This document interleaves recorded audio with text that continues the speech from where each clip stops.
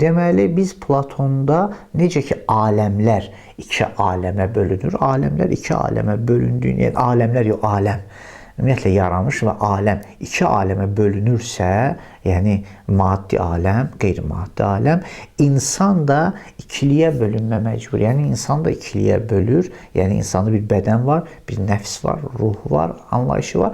Əlbəttə, bunu qeyd edeyim ki, insanın bədən və nəfsdən ibarət olmasının səbəbi aləmlərin ikidən ibarət olması deyil. Başqa bir səbəb Platon sərgiləyir. Yəni əsaslandırır insanın iki hissədən ibarət olmasını, maddə və nəfsdən və ruhdan ibarət olmasını Platon əsaslandırır və arqumentlə çıxış edir. İndi bu arqumenti məqbuldur, məqbul deyil, öz yerində başqa bir məsələdir. Amma arqumenti aləmin iki hissədən ibarət olması deyil. İnsanın iki hissədən ibarət olması başqa arqumentə istinad edir və arqumenti də məşhur arqumentlərdən biridir ki, Sokratla Alsibiadesin arasında olan dialoq nəticəsində meydana gəlir ki, Sokrat Alsibiades şagirdlərindən biridir. Yəni Sokratın söhbətlərində, iclaslarında, elmi söhbətlərində iştirak edən şəxslərdən biridir və Sokrat Alsibiadesə sual verir ümumiyyətlə nəfs haqqında və insan haqqında, insan və mən haqqında Alsibiadesə sual verdikdə Alsibiades bir neçə cavabdan sonra təbii ki, bu məsələyə nisbətdə cahil olduğunu, bu məsələyə nisbətdə bilmədiyini, bu məsələni bilmədiyini izhar edir, aşkar edir və Sokratın özündən soruşanda Sokrat orada müəyyən bir dəlillə, əsaslı bir dəlillə çıxış edir ki, Alsibiadesə deyir ki, mən hər hansısa bir sözü ki, danışırıq, biz hal-hazırda bir yerdə söhbətləşirik. Söhbət, yəni mən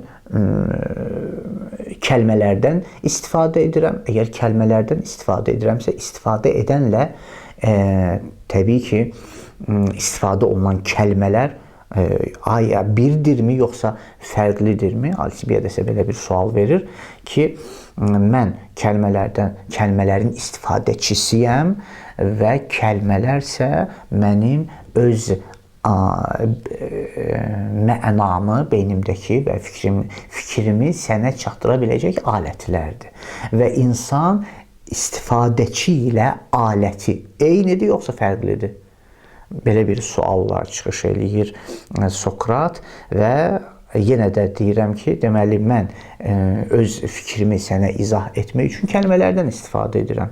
Mən istifadəçiyəm və kəlmələr fikrin izahı üçün alətlərimdir. İstifadəçi ilə aləti eynidir, yoxsa eyni deyil? Alsibiades cavabında cavab verir ki, təbii ki, ayrı-ayrıdır. İstifadəçi ilə alət ayrı-ayrı şeylərdir. Deyir. Onda Sokrat qayıdır, deyir ki, onda bunu yadda saxla. Yine mən digər bir məsələ haqqında səndən soruşum. Mən öz əlimdən istifadə edirəm, öz başımdan istifadə edirəm, bədənimdən istifadə edirəm. Mən öz bədən üzvlərimdən istifadə edirəm. Deməli, mən istifadəçiyəm və bədən üzvlərim mənim alətlərimdirmi? Alsibiades təbii ki, yenə cavabında qeyd edir ki, bəli, sən istifadəçisən və sən öz bədən üzvlərindən istifadə edirsən və bu iki məsələni yan-bayan qoyub Sokrat nəticə alır ki, burada da mən istifadəçiyəmsə və bədən üzvlərim mənim alətlərimdirsə, istifadə alətlərimdirsə, istifadəçi ilə istifadə olunan və yaxud istifadə alətləri bir-birindən fərqlənməlidir. Deməli, mən bədənim deyiləm. Mən bədənim deyiləm. Mən nəfsdən, mən bədənimdən fərqli bir şeyəm. Baxın, bu ikilik anlayışı Sokratın bu arqumenti ilə meydana gəlir və təbii ki, Sokratın bu arqumenti həmən Platonun arqumentidir. Platon Sokratın dili ilə öz arqumentinin nəfs və bədən arasında olan dualizmi bu arqumentlə bəyan eləyir. Deməli,